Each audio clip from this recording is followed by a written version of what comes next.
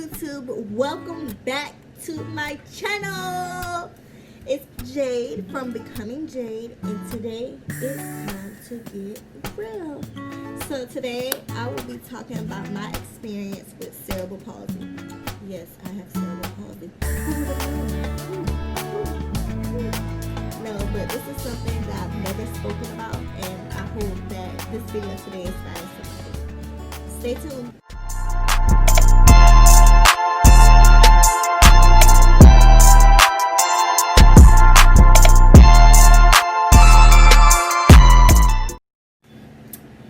So, cerebral palsy is a group of disorders that affect a person's ability to move and maintain balance and posture.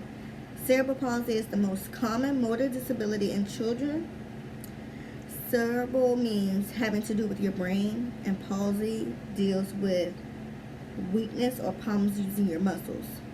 Cerebral palsy is caused by abnormal brain development or damages to the developing brain that affects a person's ability to control his or her muscles. The symptoms of cerebral palsy vary from person to person.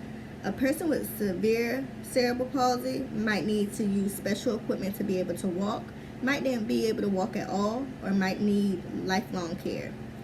A person with mild cerebral palsy, on the other hand, might walk a little awkwardly, but not need any special help.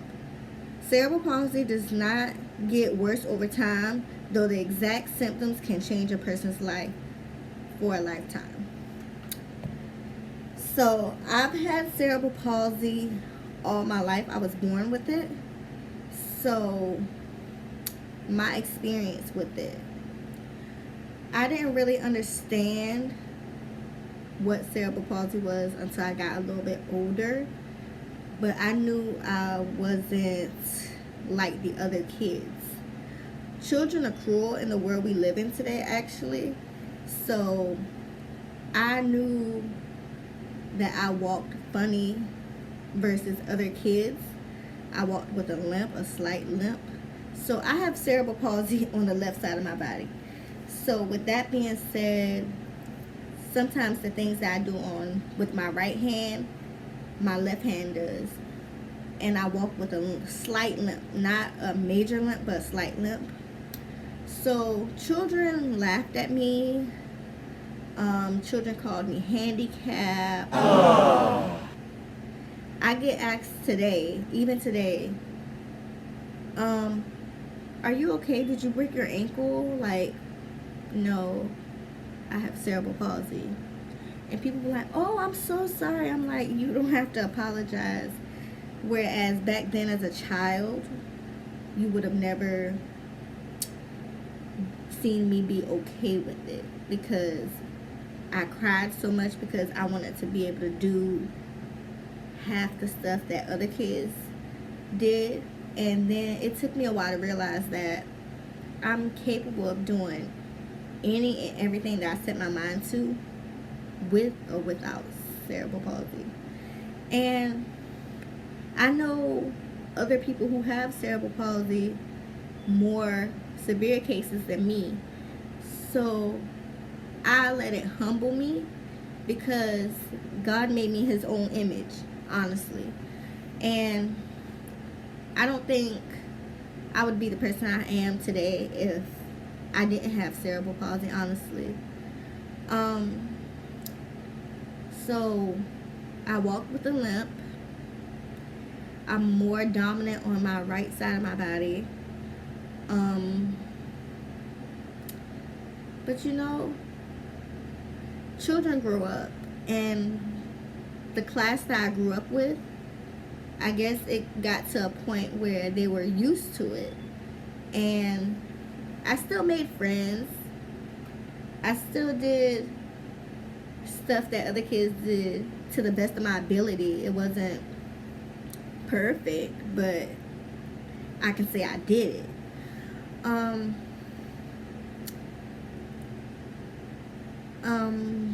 Let's see. The one thing I always wanted to do was cheer, and I was scared to try out for cheerleading because I'm like, I have a limp. I can't do a cartwheel because I can barely use both of my hands. Um, what else? My arm isn't fully straightened out, my left arm. And I was just afraid of what people would think of me cheering, because people would be like, oh, she has a disability, she can't cheer. And I cried about it. I was upset about it because in school I wasn't out there. I was more to myself because children were so cruel, and I just felt like people were being my friend to feel sorry for me, and I didn't need that. So I ended up trying for our middle school cheerleading squad, and our coach at the time was Miss Kelly Ellis. And I told her my concerns and told her that I was nervous about it, and she was like, just go out there and do your best. So I went through all the practices, all the tryouts, and I made the squad, and that made me feel pretty good about myself, because that was something I didn't think I would be able to do. I thought to be a cheerleader you would have to know how to do a backflip, you would have to know how to do a cartwheel and all these things. And then when I realized that my voice is what got me on the cheerleading squad, and my courage to do it regardless of what anybody else thought was the way I made it. So I cheered all throughout middle school, and I started cheering in high school, and I made the varsity squad my freshman year from cheering all throughout middle school. So being a cheerleader kind of boosts my confidence, my self-esteem, because I grew to learn and love the girls on the cheerleading squad, and they accepted me for who I was. They didn't have pity on me. They treated me like I was one of them, and that's how I felt. And I love cheering. Like, I cheered for 9 years and loved it.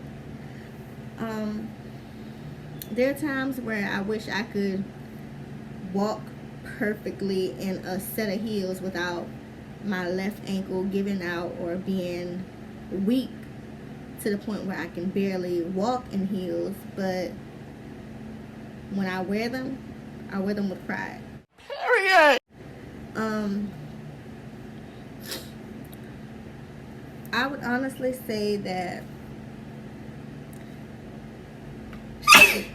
coronavirus, not COVID. But I can honestly say, Jesus Christ. Sorry. I can honestly say that I embrace me having cerebral palsy.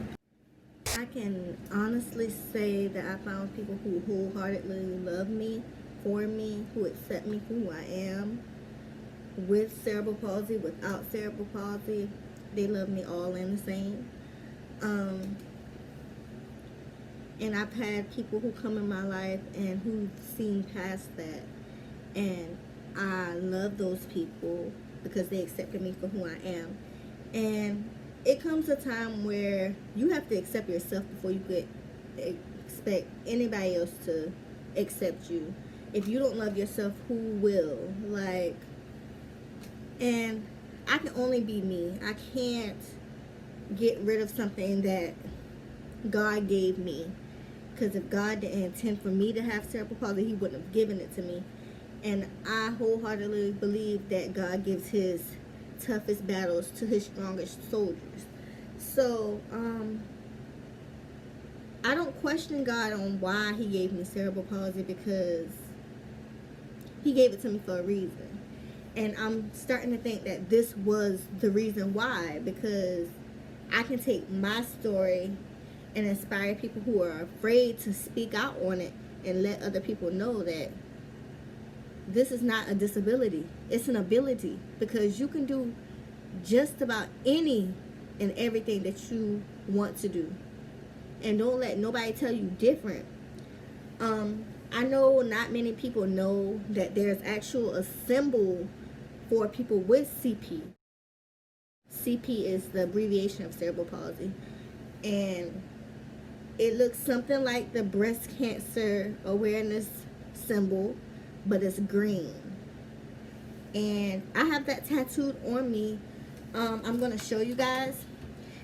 And the tattoo actually says, sometimes the things we cannot change end up changing us instead. And this is something I can't take for myself. This is not something I can change. I'm going to forever have cerebral palsy. And I can only be me. So I'm about to show you guys the tattoo.